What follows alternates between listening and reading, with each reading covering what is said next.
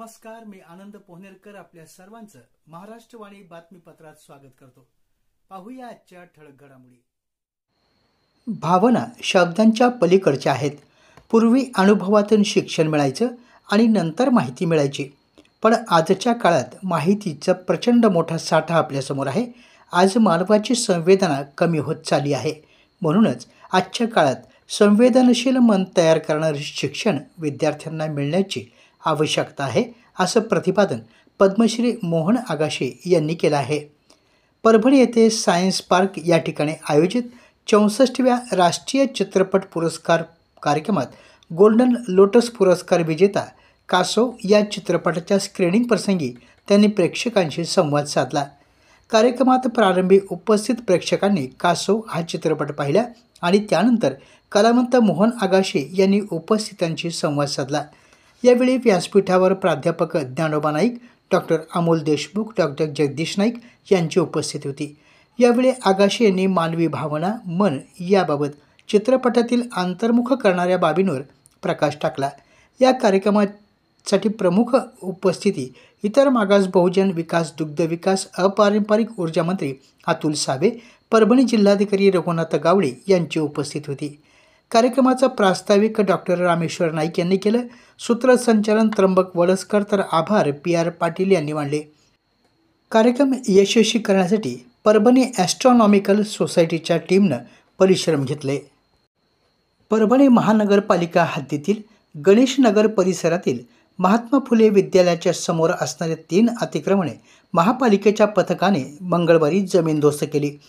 महापालिका प्रशासनाने अतिक्रमणाच्या विरोधात मोहीम सुरू केली आहे. प्रशासकीय इमारतीच्या संरक्षक भिंतीलगतचे अतिक्रमण सोशल मीडियातून गाजल्याबरोबर महापालिका प्रशासनाने ते हटवले. त्या पाठोपाठ मंगळवारी फुले विद्यालयाच्या समोरील महानगरपालिकेच्या खुल्या जागेवरील 3 अतिक्रमणे जमीनदोस्त केली. सहाय्यक आयुक्त प्रज्ञावंत कांबळे यांच्या नेतृत्वाखाली एका पथकानं या स्थळी ताफ्यानिशी दाखल झाल्याबरोबर अतिक्रमणधारकांनी अतिक्रमण काढण्यास विरोध केला. मात्र नियमानुसार मोजणी करूनच अतिक्रमण काढले जातील असं या पथकानं स्पष्ट केल्यानंतर जागेची मोजणी केली आणि मार्किंग करून अतिक्रमण काढण्यात आले. शाखा अभियंता राहुल धुतळे, कर अधीक्षक जुबेर हाशमी, नगर रचना विभागाचे मीर अलकश, लक्ष्मण जोगदंड, कुणाल भारसाकळे, तन्वीर बेग अथर, विद्युत अभियंता सोहेल यांच्यासह कर्मचारी या मोहिमेमध्ये सहभागी झाले होते. परभणी शहरातील खानापूर परिसरात असलेल्या वैकुंठधाम स्मशानभूमी येथे लोकसहभागातून उभारण्यात आलेल्या बैठक व्यवस्था आणि झाडांना पाणी देण्यासाठी व अंत्यविधीसाठी लागणाऱ्या पाण्याची पूर्तता होण्यासाठी पाईपलाईन नागरिकांच्या वतीनं करण्यात आली होती.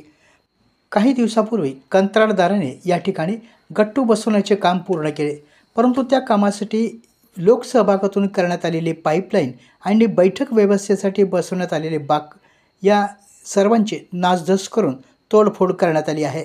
श्रमदानातून लागवड केलेली झाडे ही पाण्याअभावी जळून जात आहेत, तरी बैठक व्यवस्था आणि पाईपलाईन पूर्ववत करण्यात यावी अशी मागणी या भागातील नागरिक बाऊली काळे, वसंत शिंदे, जगन्नाथ जाधव, बाळासाहेब गोडबोळे, बालाजी मोहिते, शुभम थोरात, नितीन देशमुख, कुणाल गायकवाड, ऋषिकेश मोहिते यांनी महानगरपालिका आयुक्त यांच्याकडे केली आहे. आपल्या जिल्ह्यातील अपडेट बातम्या पाहण्यासाठी आमच्या महाराष्ट्रवाणी या चॅनलला लाईक करा, सबस्क्राईब करा आणि शेअर करा. धन्यवाद.